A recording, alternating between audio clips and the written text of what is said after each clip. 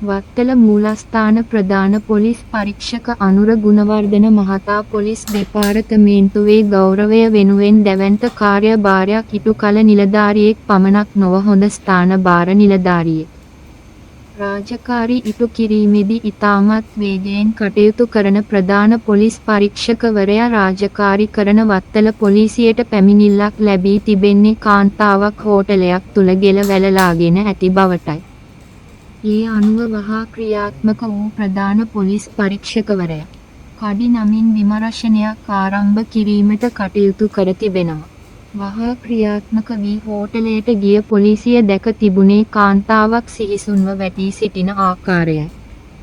කාන්තාවට ප්‍රතිකාර කිරීමට කටයුතු කළ පොලිසිය ඇය පියවි සිහියට ගන්නට කටයුතු කර තිබුණි.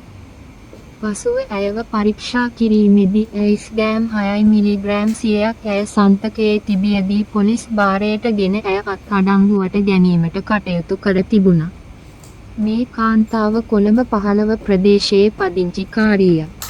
ඇය වයස අවුරුදු 35ක පමණ කාන්තාවක් බවට පොලිසිය අනාවරණය කරගෙන තිබුණා.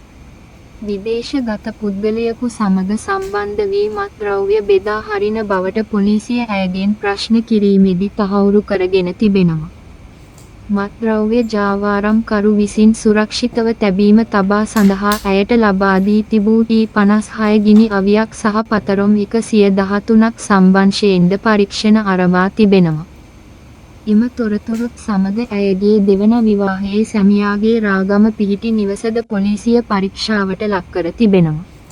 එහිදී T56 ගිනි අවිය සහ පතරොම් තොගය හමු වී ඇති අතර අදාළ සැමියාද එහිදී අත්අඩංගුවට ගෙන තිබුණා. වත්තල පොලිසියේ ස්ථානාධිපති ප්‍රධාන පොලිස් පරීක්ෂක අනුර ගුණවර්ධන මහතාගේ ප්‍රධානත්වයෙන් මෙම වැටලීම සිදු කර තිබුණි.